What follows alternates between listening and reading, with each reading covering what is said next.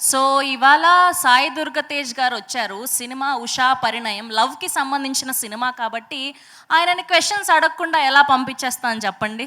ఏదో ఒకటి మధ్యలో ఇరికించడమే మన ప్లాన్ కాబట్టి.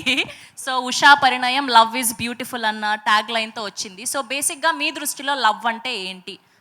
మైక్ ఇవ్వరా? మీ దృష్టిలో లవ్ అంటే ఏంటి? అమ్మ చూపించేది. ఏంటేంటి? అమ్మ చూపించేది. సార్ అమ్మ ప్రేమ మా అందరికీ తెలుసు సార్. అది కాదు. సో బేసిక్‌గా మీ లైఫ్‌లో కూడా గర్ల్ ఫ్రెండ్ లవ్ ఉంటది కదా! Girl friends one side love అయితే ఉందండి. వాళ్ళ వైపు నుంచి రాలేదు. మధ్యలో వచ్చేసి ఇప్పుడు ఏమైపోయిందంటే ఎవరిని అమ్మాయి నచ్చింది అనుకోండి. నచ్చింది అని చెప్పే లోపల నీకు ఆల్రెడీ పెళ్ళంట కదా. నాకా పెళ్ళేంటి అంటే మీడియాలో వచ్చేస్తుంది. రీసెంట్‌గా చాలా వింటూ ఉన్నాం మేము. అదే అంటే ఆ అమ్మాయి నచ్చిందో లేదో సగం పక్కన పెడితే ముందు అసలు అప్రోచ్ అవ్వడం కష్టమైపోయింది ఇప్పుడు. సరే మాకొక క్లారిటీ ఇవ్వండి. రీసెంట్‌గా అది రూమరో నిజమో మాకు తెలీదు. ఒక ఇద్దరు పేర్లు అయితే వింటూ ఉన్నాము మీడియాలో మేము. సో త్వరలో మళ్ళీ మెగా ఏంట పెళ్లి సందడి అని చెప్పి నిజంగా పెళ్ళా ఏంటి? అంటే ఈ సినిమాకి మ్యూజిక్ డైరెక్టర్ ఉన్నారు కదా ధ్రువన్ అని. ఆయన నా సినిమాలో సాంగ్ రాశారు. సోలో బ్రతికే సో బెటర్ అది కాదండి, నో పెళ్ళి అని. నో పెళ్ళి అనా? అది నేను తీసుకోవడం కంటే మీడియాలో బాగా స్ట్రాంగ్ గా తీసుకున్నారు. Okay.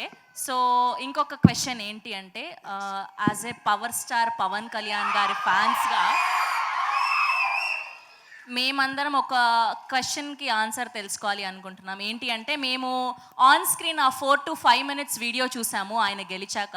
So behind the scene మీరు విజిల్లేసి ఎంత ఎంజాయ్ చేశారో అంత పదింతలు మేము ఎంజాయ్ చేశాము. సో కష్టంలే ఇప్పుడు కానీ. సో బిహైండ్ ద సీన్ ఏదైనా ఒక్క మెమొరీ షేర్ చేసుకోండి మాతో. ఆ రోజు ఏం జరిగింది అని. అంటే అది ఒకటే అండి, నేను విజిల్ వేసుకుంటూ లోపలికి వెళ్ళాను, విజిల్ వేసుకుంటూ బయటకు వచ్చా. అదొకటి మాత్రం తెలుసు అండి. చిన్న పిల్లాడిలాగా గంతులు వేసుకుంటూ అంటే చాలా సింపుల్ అండి. అంటే ఆయన ఎత్తుకున్న వీడియో బయట పెట్టా. అదేంటంటే చిన్నప్పుడు నేను ఒక టెన్నిస్ టోర్నమెంట్లో వెళ్ళినప్పుడు ఆడినప్పుడు ఓడిపోయా. చాలా బాధగా ఇంటికి వచ్చా. అంటే ఆయన అన్నారు, అరే ఒక్కసారి కదా నువ్వు 10 సార్లు ఓడిపోయినా పర్లేదు కానీ మంచిగా ఆడు.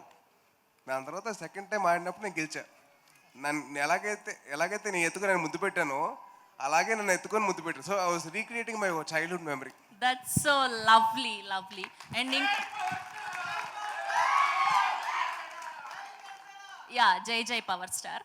ఓకే. అండ్ నెక్స్ట్ క్వశ్చన్ ఏంటి అంటే బేసిక్గా సాయి దుర్గ తేజ్ గారికి గర్ల్ ఫ్రెండ్ అవ్వాలి అంటే ఆర్ఎల్స్ పెళ్లి చేసుకోవాలి అంటే అమ్మాయికి ఎలాంటి క్వాలిటీస్ ఉండాలి? ఒక 2 క్వాలిటీస్ చెప్పండి.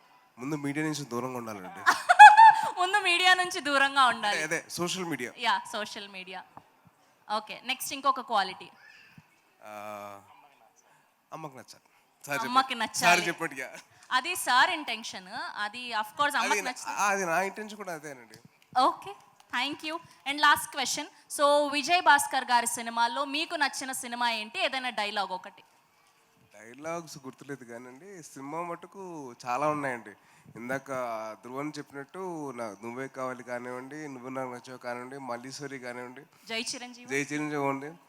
అండ్ యాక్చువల్లీ నాకు మల్లీశ్వరిలో ఒక పర్టికులర్ పేరు ఉంటుంది, రే పెళ్లికాని ప్రసాద్ అని. అది ఇప్పుడు పెళ్లికాని తేజ్ అయిపోయింది ఇప్పుడు. అయ్యయ్యో లేదు, మేము అలా వినాలనుకోవట్లేదు. ఇంకా అనుకోవట్లేదండి, అయిపోయింది అలాగా. ఓకే. నాకేదో తేడా కొడుతోంది. త్వరలో మేము శుభవార్త వినబోతున్నామని. Thank you. లేదా అస్సలు కాదా? ప్లీజ్ నన్ను ట్రై చేసుకున్నాను ముందు. ఓకే హ్యాపీగా ఉండొచ్చు. మీరు పాడు చేయకండి ప్లీజ్. తేజ్ గారి ఫ్యాన్స్ అంతా, అమ్మాయి ఫ్యాన్స్ అంతా రిలాక్స్ అవ్వచ్చు అంటున్నా. న్యూస్ లేదంట అమ్మాయి. నాకు ఎవరు లేరు fans, please basically. Okay okay. Thank you so much.